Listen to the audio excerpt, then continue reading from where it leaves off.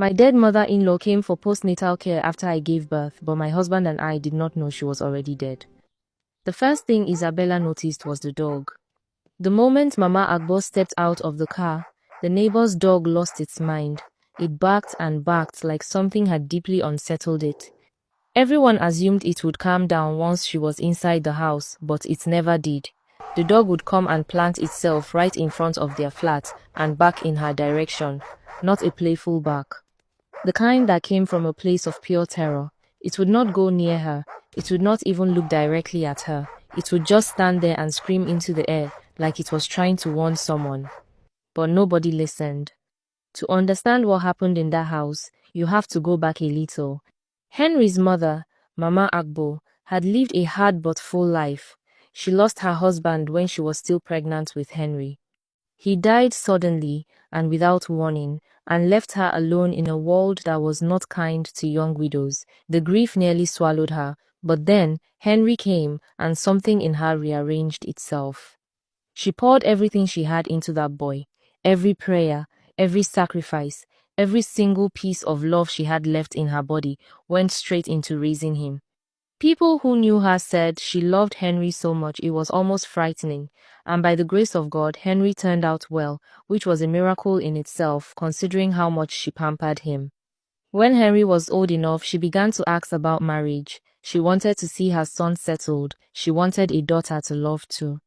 So when Henry brought Isabella home, Mama Agbo welcomed her with both arms and a full heart. She was that kind of woman, warm without trying. The kind of person whose goodness you felt before she even opened her mouth. On Henry and Isabella's wedding day, she cried the whole time and smiled the whole time, and everyone who saw her said they had never seen a mother so happy. So when Isabella gave birth to their first child a year into the marriage, nobody was surprised that Mama Agbo was on the next available bus to come and do Omougwo. She arrived on a Tuesday afternoon, smiling, bags in hand. Everything looked completely normal. Isabella started noticing other strange things about her mother-in-law, apart from their neighbor's dog always barking at her. Mama Agbo had come for Omougwo, so she was the one doing most of the cooking, which made it even more strange that Isabella never once saw her eat. Whenever they called her to come and eat with the family, she would say she would eat later.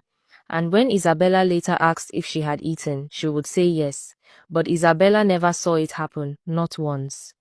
The woman was cooking food every day for the whole family, but she herself was never eating any of it.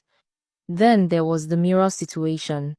The mirror that was already hanging in the room Mama Agbo was staying in, she had turned it completely to face the wall so that you could not see the reflection. When Isabella asked her about it, she simply said that was the way she liked it. Isabella did not push further, but it sat in her mind. Mama Agbo also avoided every other mirror in the house. If she was walking and there was a mirror anywhere close, she would shift herself away from it. She also noticed the staring. Mama Agbo would sit in the living room and fix her eyes on a corner of the room where there was absolutely nothing. No television, no window, nothing. And she would sit like that for long stretches of time, completely still, like she was watching something only she could see, or listening to a conversation nobody else could hear. Isabella brought it up to Henry, and he shut it down immediately. He told her she was overthinking things. He told her his mother was fine. He told her that old women sometimes behaved in ways that younger people did not understand, and that she needed to leave his mother alone.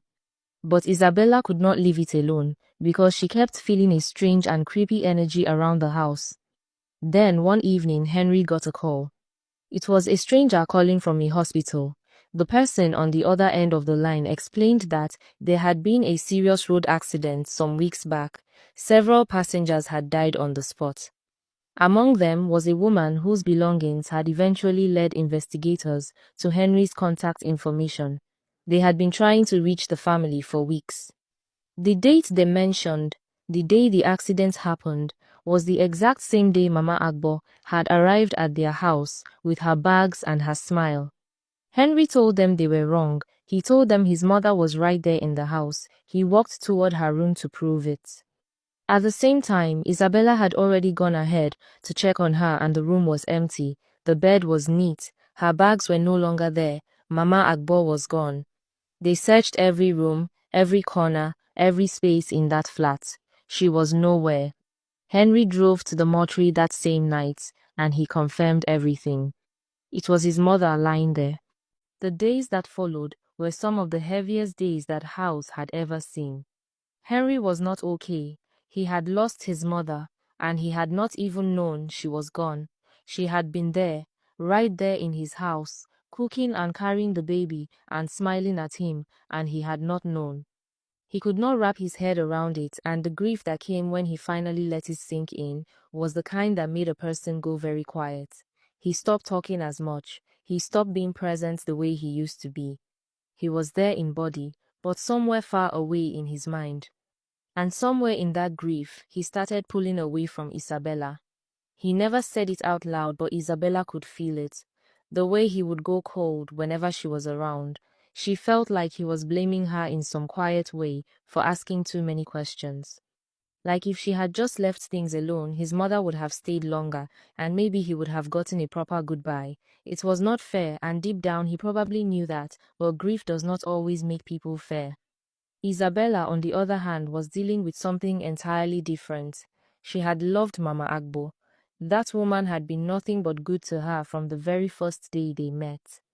So there was grief there, real grief for a woman she had genuinely cared about. But layered on top of that grief was something else. Fear. A deep, unsettling fear that she could not shake no matter how hard she tried. Because the woman she had been living with, cooking with, handing her newborn baby to, had been dead the entire time. And she had not known. Nobody had known. She kept thinking about all the small moments. Mama Agbo holding the baby, Mama Agbo sitting in the living room, Mama Agbo in the kitchen. All of it replayed in her head, and it made her skin crawl every single time, even though she knew the woman had meant no harm, even though she knew that whatever brought her there had come from love. When they traveled back to the village for the burial, Isabella could barely hold herself together. She sat through the whole thing feeling like she was not fully there. When she saw the burial poster with Mama Agbo's face on it, something in her chest cracked open. It was too much. After the burial, Isabella told Henry she could not go back to that house. She begged him. She said she could still feel the energy there, and she was not ready to walk back into those rooms and remember everything.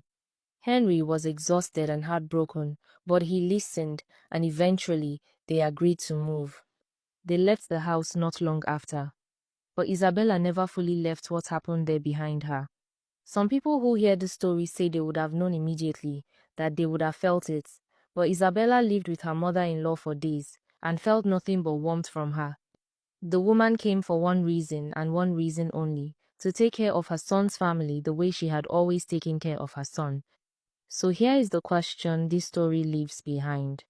If someone you loved came back to you the way Mama Agbo came back, would you be terrified, or would you find comfort in knowing that love does not always stop, not even at death?